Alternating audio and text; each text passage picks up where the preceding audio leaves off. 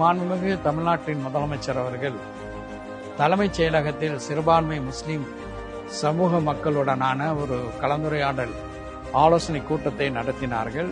நீண்டகால முஸ்லிம் சமூகத்தினுடைய கோரிக்கைகள் இன்று நிறைவேற்றப்பட்டிருக்கின்றன. எடுத்துக்காட்டாக சொல்ல வேண்டும் என்றால், ஒன்றிய அரசு நிறுத்திய ப்ரீ மெட்ரிகுலேஷன் ஸ்காலர்ஷிப், 1லிருந்து 8வது வகுப்பு படிக்கக்கூடிய முஸ்லிம் மாணவிகளுக்கு தமிழ்நாடு அரசு அந்த கல்வி உதவித் தொகையை வழங்கும் என்ற வரவேற்கத்தக்க அறிவிப்பை முதலமைச்சர் அவர்கள் செய்திருக்கிறார்கள்.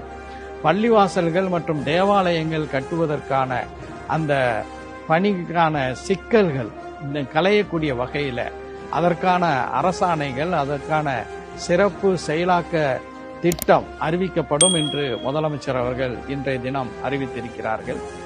இப்படியாக அடுக்கடுக்காக பல்வேறு வகையில சிறுபான்மை மக்களுடைய நெடுநாள் கோரிக்கைகளை நிறைவேற்றக்கூடிய வகையில மிக சிறப்பான அறிவிப்பை செய்திருக்கின்ற மாண்புமிகு தமிழ்நாட்டு முதலமைச்சர் அவர்களுக்கு மனிதநேய மக்கள் கட்சியின் சார்பாக, அதே போல ஒட்டுமொத்த சிறுபான்மை முஸ்லிம் சமூகத்தின் சார்பாக என்னுடைய நெஞ்சார்ந்த நன்றியை தெரிவித்துக் கொள்கிறேன்.